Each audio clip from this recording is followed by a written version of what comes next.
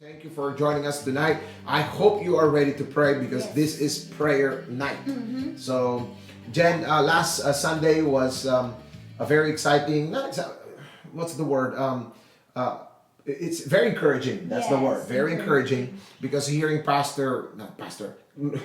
hearing Lara and Kit preach. Okay, Is that a prophetic thing? I'm just kidding, of course. And again, highlighting, after connecting that to the last series, which is symbol of Easter, and connecting that after the resurrection. So what's next? And then they piggyback on that Jesus died on the cross, but yet empty tomb. He rose from the grave. He appeared to his disciples, and then after that, of course, gave the Great Commission. It's either you read it in Mark 16, just like what Kit preached, go and proclaim the good news, and also Lara, focusing on Matthew 28, but going back to that kind of situation where Jesus was with his disciples and the example that we could learn from how he ministered when he went to the people.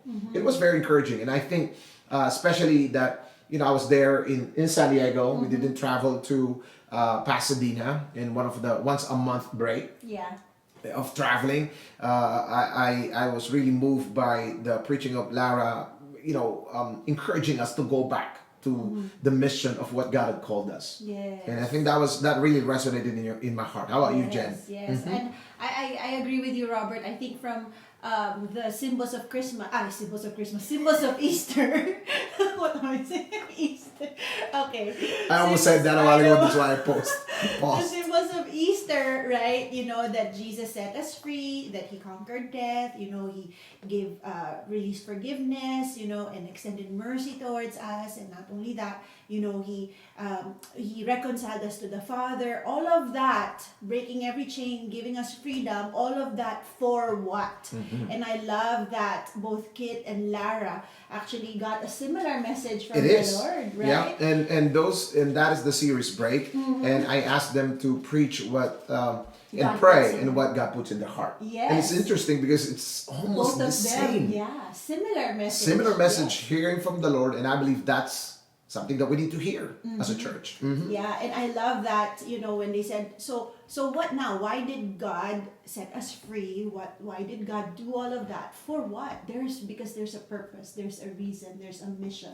And I love that they both went back to, the Great Commission, which is at our banner, like you're referring to our banner, honor God and make disciples. Yes.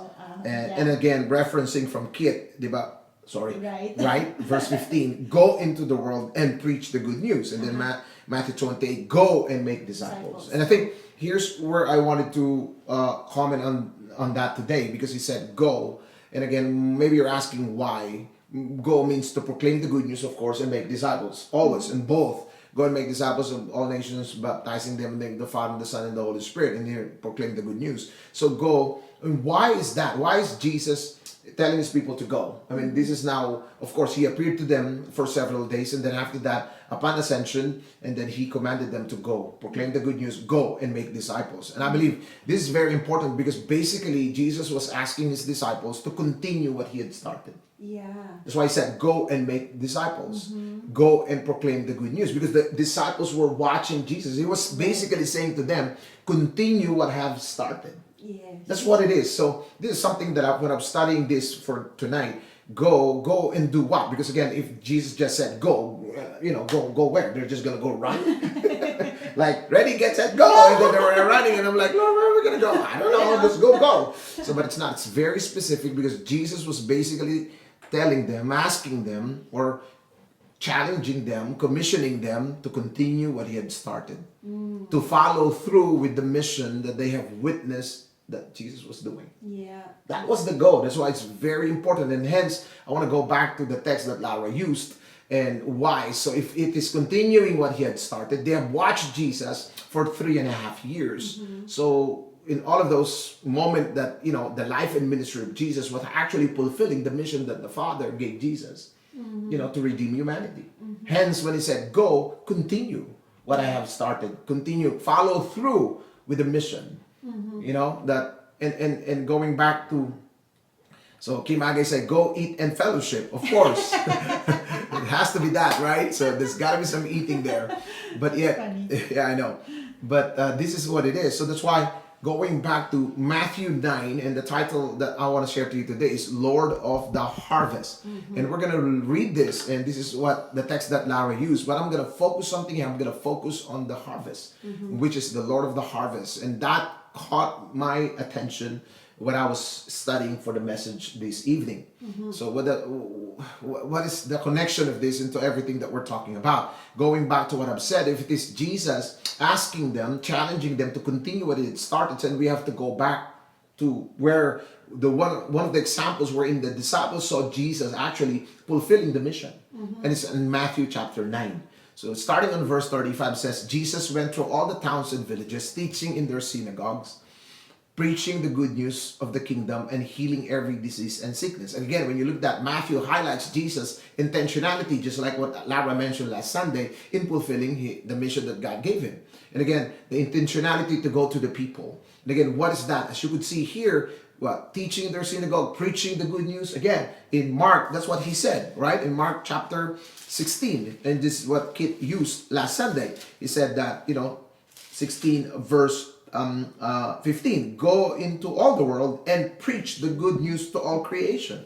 And again, this is the same thing. Jesus was doing that. So Jesus was actually telling them, go and continue what I've been doing. And this is very specific. Go and preach the good news. Go and make disciples. So this is very important here, as we could see that this is very much connected. Maybe in the middle of the ministry of Jesus, but yet Jesus Christ, or Jesus, has been consistent from the very beginning, because he knows his mission, he understands the mission, and this is what he wanted his disciples to continue doing. So that being said, as we continue reading here in verse, of course, 36, then he said, when he saw the crowd, he had compassion on them, because they were harassed and helpless like a sheep without a shepherd. Again, and then Jesus said to his disciple, but yet what we could see here is that Jesus saw the condition of the people. As you go to all creation in Mark chapter 16, as you go to the nations, as you go to be with the people, you're gonna see something. And you're gonna see the people, and you're gonna see their condition. And the condition is just like what highlighted last Sunday. They were harassed and helpless, and yet they don't have a shepherd. And again, this is highlighting the spiritual condition of the people. More than the physical, this is more spiritual as well. And it's spiritual in the sense that they are what? They are orphans in a sense. Orphans spiritually, because they don't have a relationship with God, and also they don't have someone, a shepherd, that would guide them. And then all of that, and then Jesus said, as you could look at verse 37 and 38. Then he said to his disciples, I could just see this. Here's Jesus, Matthew writing this when he saw the crowd, looking at what Jesus was doing, and then after that, then he said. The word then, it's connected to the first two verses, and which is that then, after doing the mission, after seeing the condition of the people, then he said. So it's like he's watching, and then he looked at them. So the shifting of focus is very clear. And the harvest is plentiful. Here's what the harvest is plentiful, but the workers are few. Ask the Lord of the harvest, therefore, to send out workers into his harvest field. So this is where I want to focus today. When Jesus shifted his attention from the crowd to his disciples, and about the harvest, if he is the Lord of the harvest indeed. So here's what it is. So let me share this to you, a lesson that I believe that is important for us, because we can see that Jesus was using this moment to teach them a very important truth and lesson. Or he's conveying to them a truth that they need to understand. And what are those? And that's my preaching today. So because again, seeing the crowd, ministering and seeing the crowd, and then he said. So that means this is a teaching moment. This is a moment for Jesus, for him to teach his disciples. And what are those? Here's the first one, that the harvest is the people. The harvest is the people. Again, where did we get that? Because he was ministering to the people. Then he said what? Look at the text. Then he said to the disciples, the harvest is plentiful, but the workers are few. So he's using an analogy here about what he saw. He saw the people, and then right away he said the harvest. This is something that is very familiar to his context, because again, farming is quite normal in the time of Jesus. Not today, because we don't see that in Rancho Bernardo. There's no one farming. But in the time of Jesus, this is what most people do. Is either you're a farmer, a fisherman, or a shepherd. So this is like what people see. So, but yet he's connecting this to something that is familiar to them. But yet here's what it is. Let me share this to you. The harvest is the people. Jesus sees the people as the harvest. And that being said, then the mission is the people.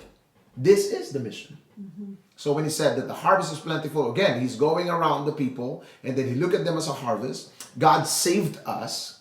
Listen to me now. If the people is the mission, because they are the harvest that Jesus was speaking about, here's what it is. And if God saved us, just like the disciples, discipled the disciples, help them in their walk with God, just like maybe we're not having Jesus as our victory group leader, but yet it's the same, Here's what it is. God saved them, God trained them, God equipped them, God empowered them, established them in their faith to send them to the harvest field, which is the people.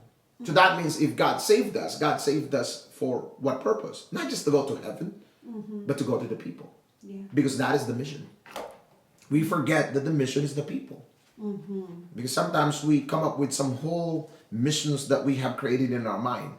But that's not the mission. The mission is the people. And when I say that is that the mission is for us to preach the good news to the people. To minister to the people. The harvest is plentiful, but the workers are few. He looked at this and said, look at the people and said, this is the mission because this is the harvest. Because that's where, if you look at verse, of course, the first previous verses in verse 35, Jesus went through all the towns and villages, teaching in their synagogue, preaching the good news of the kingdom and healing their diseases and sickness. And what is that? Jesus went to the people because that's the harvest. That's the mission. Sometimes this thing could get lost. Sometimes we think that, please don't misunderstand what I'm saying right now, what I'm about to say. Please, okay? Listen to what I'm going to say here. Sometimes we focus so much on ourselves and what's going on in our life. And of course, I'm not saying that God is not concerned about what's going on in your life. Of course, he is. But yet, at the end of the day, there is a mission. God saved us for a purpose. It's not just to bring you to heaven, not just to heal you from your sickness. Yeah, not. Yes, they went preaching, they went healing them from their sickness and everything, but yet the mission is to proclaim the good news, because there's nothing on this earth that people need to hear, nothing more than the good news, because that would indeed, of course, take care of their most important problem, which is their eternal separation from God. Sin. Exactly. So let's not forget. So as we continue to grow as a church, as we continue to do what we're doing, the harvest is the people, and that is the mission. So that's why the question is, how do we see people that God placed in our lives? So that's why when people come to church, how do you see them? When you go to your office, how do you see them? Do you see them as the harvest, as the mission? Maybe God is bringing them into your lives is because God is introducing you, hey, that's the mission. Some people you may not like. Some people, actually, you might have some tensions with them, but yet God loves them. God cares for them. Maybe some other culture, but that is the mission. And Jesus looked at them, looked at this disciple and said this, the harvest is plentiful, because he's pertaining to the people, and the people is the mission that God had called us to, to reach, because that is his heart, for people to know him. Yeah. Any comment on that? Yeah, I was thinking about, sometimes when we get used to Christianity. Yeah, we get used to we become a professional Christian. Yes, there exactly. you go. When we become professional Christians, it's easy to lose sight of, that it is the people that God was really, his heart was breaking, because he sees that the people were harassed and helpless. And sometimes because God has already taken us out of it, sometimes we forget that we were once in that position. And I think for me, it is always good to be reminded of how we were without Jesus in our lives, because the way we were before is how the people are without God. And just putting myself back into that, I don't want to live in that, season in my life anymore. I'm just thankful that God saved me and took me out of it. And so when we see people and they're, acting not nice and all of that, and because they're harassed and helpless, because they're and harassed because and helpless, they are lost. They don't have Jesus, and they're like you once. yes, and I believe that's what it is, isn't it? And that's why when you look at Luke chapter 15, it gives you a three parable about the lost sheep, the lost coin, and the parable of the prodigal son. Interesting story, because again, haven't you noticed in those two, the woman looked for the coin, Yeah. the shepherd looked for the sheep, but the father didn't look for the son. Yeah. He waited, because there are two sets of people. One that is really lost, like the sheep. The sheep is part of the fold, but then he went away. The story of those that they're lost, they were searched for. And the other one is that he was once part of the household, and he ran away. He left In his own free will, and that's why the father waited. So again, for me, when I look at those parables, these are the two lost that didn't know better. But yet the other one is that if you know more, like if you could still be lost. I'm not saying you're not saved. That's totally different. What I'm saying being lost is that you're not walking with the Lord anymore, but you used to walk. And then here's what's going to happen. You're going to come into your senses until then, because that's the place of repentance. But yet when you're ready, the Father will be waiting for you. I think that is still the mission, because we're going to still meet some people that have been, roaming around in their Christianity, and they need to return home. Yeah. But the others, we're going to go to them is because they need ministry. Yeah. It's like what we read in 35. Let me just read this comment. Kim Agay said, that's the mission. Gab's version is that's the plan. Wow, very smart, Gab. And appreciate, yes, that's the plan. That's the plan. The plan, when you look at this story, is that first, the harvest is the people. When Jesus spoke to the disciples, it was the people. And then I think the lesson for us here today is this: please, the mission is the people. Yeah. The mission is the people. The mission is not to set up the chairs and we set up the chair every Sunday is because we're expecting and praying for people to come. The mission is that when we do study for kids church, is that so that people the kids will get to know the Lord.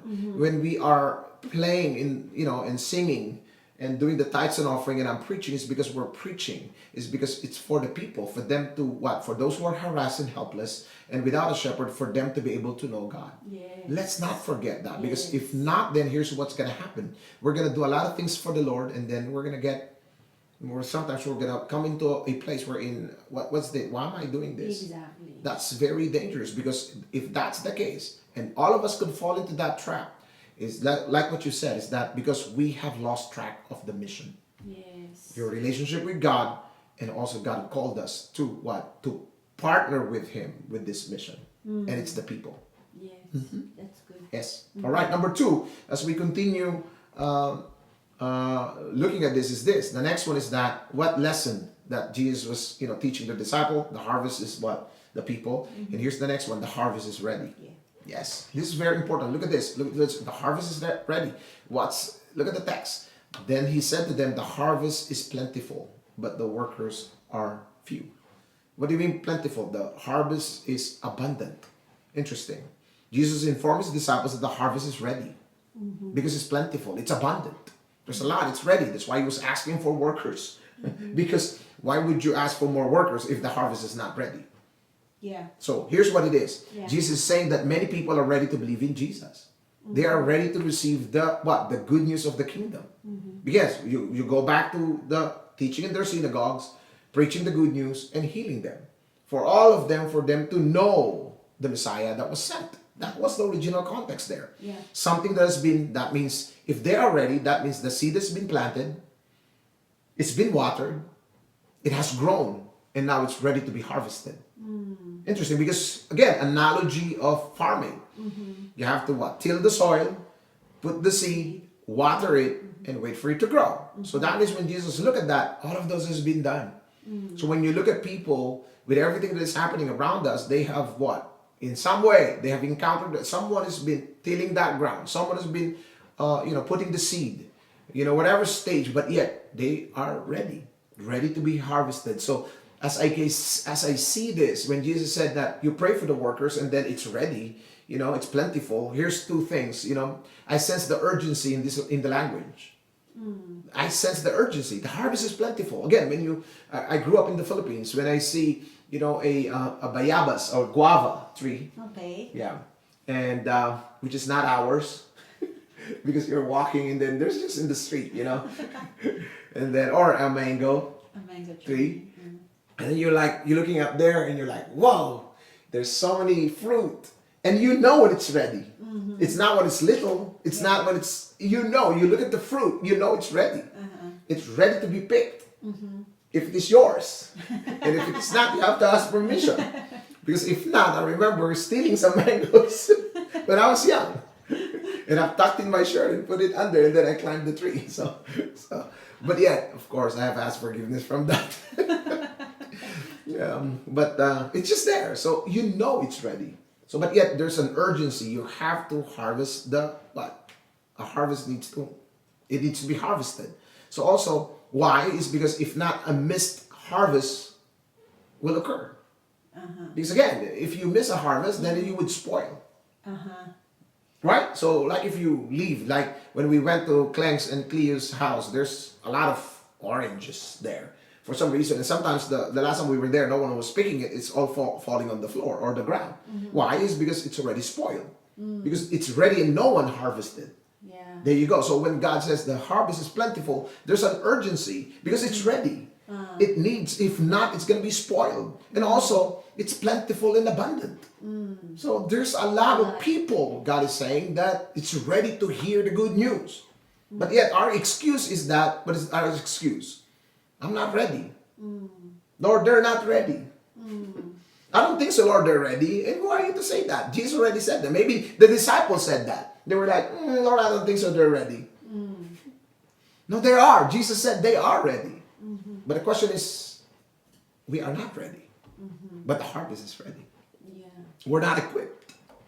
Because either we're not equipped or we are focusing on so many things. We're busy about building our own kingdom. We're busy about licking our own wounds. We're busy about ourselves instead of being busy doing kingdom business.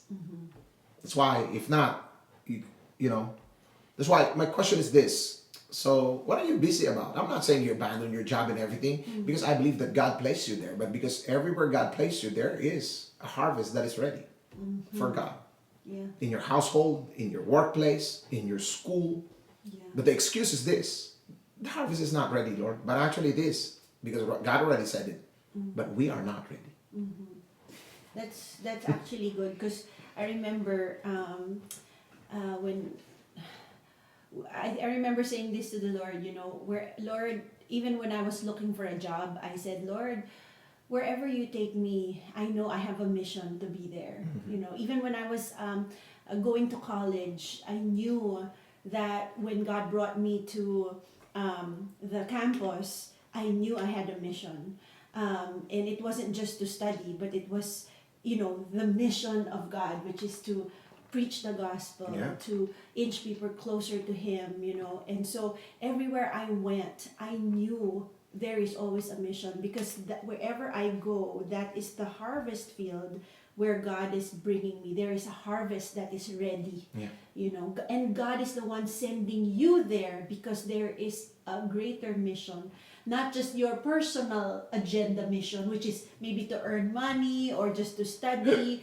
Sometimes we're so consumed with that we forget, yes, you are there to study, you are there to work, but do not forget, there is a mission. There is a mission. And that's why, for some of us, we landed here in the U.S., and majority of us in our church, right? And sometimes you're praying, Lord, if I go there to have a better life, and I would devote myself to you more, and all of those things that we promised to the Lord. And God brought you here because there's a mission. Yes. It's not just to make your life better, but to bring you here, because don't lose track of that, because the enemy is going to put a lot of things to distract you, just like what you've said, because you will forget the mission. Yes. And sometimes it consumes us, and we want to be rich, we wanted to, all of this, but yet at the expense of the mission that God gave us.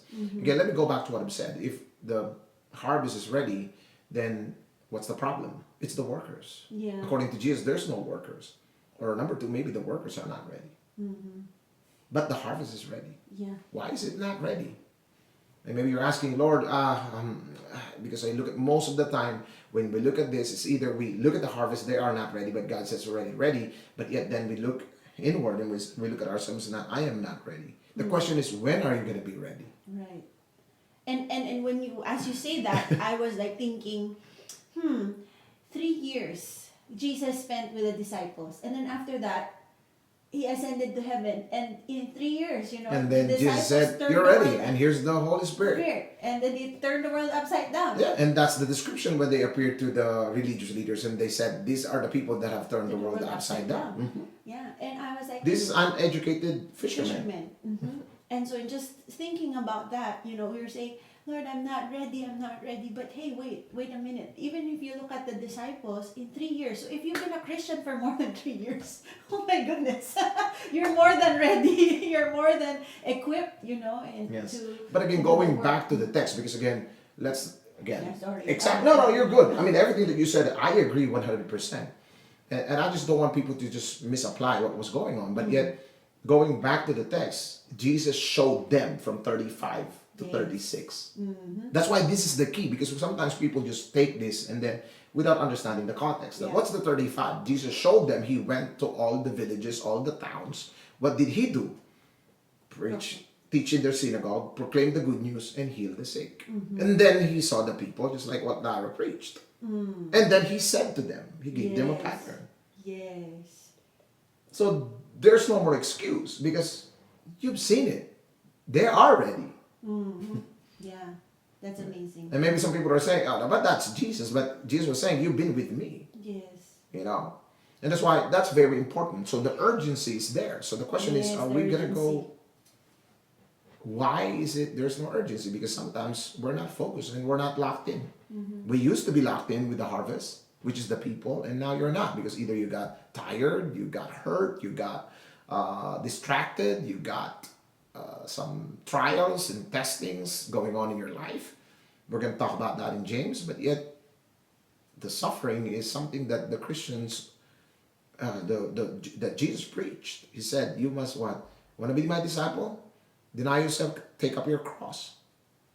It's already there. So there's no promise of everything is going to be better before you could go to the harvest field. Right. None. So that means whatever situation you are in, whatever stage or where you are in your journey, I'd rather call it that way, with God, God could still use you because the harvest is ready. Yeah. Why is it ready? Third point. Why is it ready? It's not about us, because of the third point here, because God is the Lord of the harvest. There you go. So this is the heart of this, and a lot of people miss this. And that's why he said, verse 38, ask the Lord of the harvest. So because look at that. So the harvest is the people, and that's the mission. And they are ready, and they're like, it's plentiful. There's no worker. So again, there's a need here for people to come in and to participate. But yet Jesus then says, ask the Lord, pray to the Lord of the harvest. So two things that we need to understand here. Number one is that it is God who what? Who saves people, not you. Because he's the Lord of the harvest. Yes. So that means the harvest of souls does not belong to us. It belongs to God. We just have to work. Yes. That's why he said, Lord of the harvest. We work in the field. He harvests. Workers. We are workers in the harvest field. He owns the field. Yeah. Exactly. I don't own it. God owns it. All the harvest belongs to him. Yes, the harvest belongs to him, not us. He just called us to participate with him. So that means if he is, Lord, how would we know that it's ready? Because he's the Lord of the harvest. He knows when it's ready. If you're the Lord of the harvest, that means you own the harvest field. You look and you're like, yeah, I think it's ready to go. Like if you're tilling a land, like for example, if you are managing an acres of almonds, like when we're driving in California, or mangoes, which is my favorite fruit, as you could see, I'm always mentioning it. So when you look at the fruit and you look at the tree, you look at that, if you've been working there for many years, you know when you look at it when it's ready. Why? Because you are the owner of the land. So God was saying, all of this, how would I know? Because I am the Lord of the harvest. So what? Because it is God who saves people. It is God who works in them. It belongs to them. The people belongs to God. It doesn't belong to me. Even me as your pastor, the people doesn't belong to me. It belongs to the Lord. And also, here's the other one, that God is in control of his harvest field. And sometimes when we go out, we're afraid, right? When we're afraid, Lord, if sorry, this is falling apart. So that's why, Lord, what would happen if I go there, Lord? And sometimes what we see sometimes is a setback when we go and really share the gospel to people. Sometimes it's not, because he knows once you go out there, maybe some of you are just planting the seed, and someone would water and someone would harvest. But yet in this instance, when God sends you people, he knows that it's ready for harvest. So that means, here's what it is: God is in control. Yes. God is in control. So when we go out, don't be afraid. The promise is that he's going to be with you. That's what he promised. Yeah. You know? So Matthew chapter 28, again, when you look at this greatest promise here, so verse 20, and teaching them to obey everything I have commanded you, and surely I am with you always to the very end of the age. Why? Because he's the Lord of the harvest. He's going to be what? He owns the harvest field. He's going to be there. Also look at Mark chapter 16. Okay? And baptize whenever the signs accompany them. In my name they will drive out demons, they would speak. So all of those deadly poison hurts them, sick people. And again, go, because again, wherever, that's the harvest field. God is going to heal people, not you. According to Matthew. When you drink poison, you're going to die. You know why? Because God is with you. Because God is in control of the harvest field. There's no chaos. As you could see outside, maybe there's chaos, but everything is being worked according to God's plan. Yeah. And I think that's very important, because at the end, that's why I entitled this Lord of the Harvest, because at the end of the day, here's what we need to understand. Yes, when he spoke, he said, go, preach the good news. Why? Because the harvest is the people is the mission. Not only that, number two is that what? The harvest is ready. And number three, he is the Lord of the harvest. When you have difficulty in both, remember number three, he is the Lord of the harvest.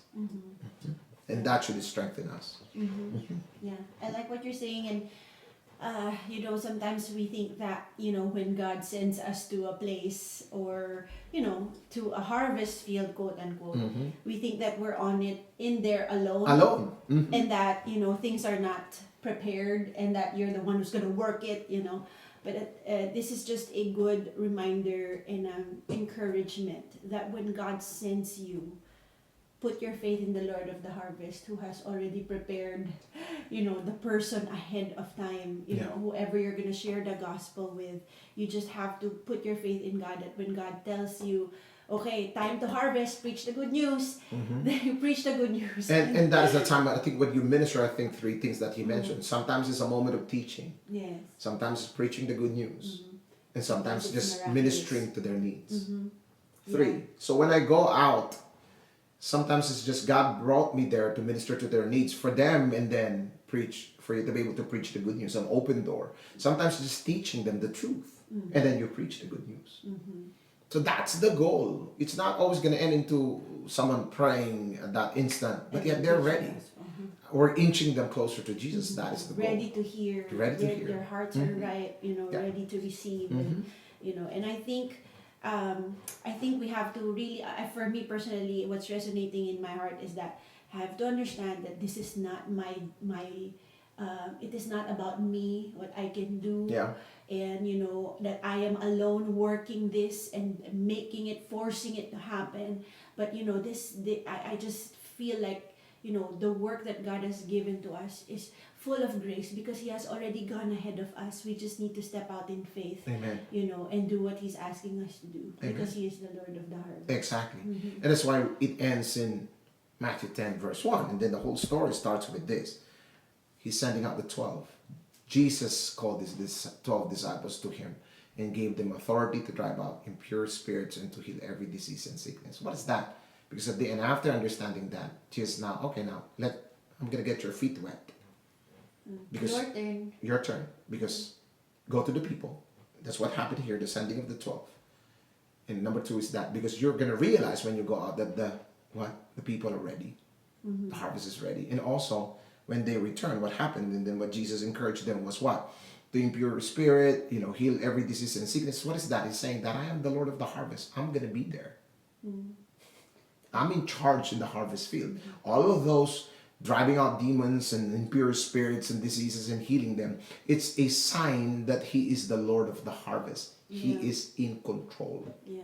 Yeah. Great. There's Yeah. a few comments here. Yes, let's go read some few. So, Sel Snow said, God prepares everything for good to harvest, and it's up to us how to fish out. God is just waiting for us to gather all the fruits God shows us to harvest. And then Honey said, Jesus is in control, and we just have to trust the process and carry out our mission. Yes. We have to trust. We have to trust Him.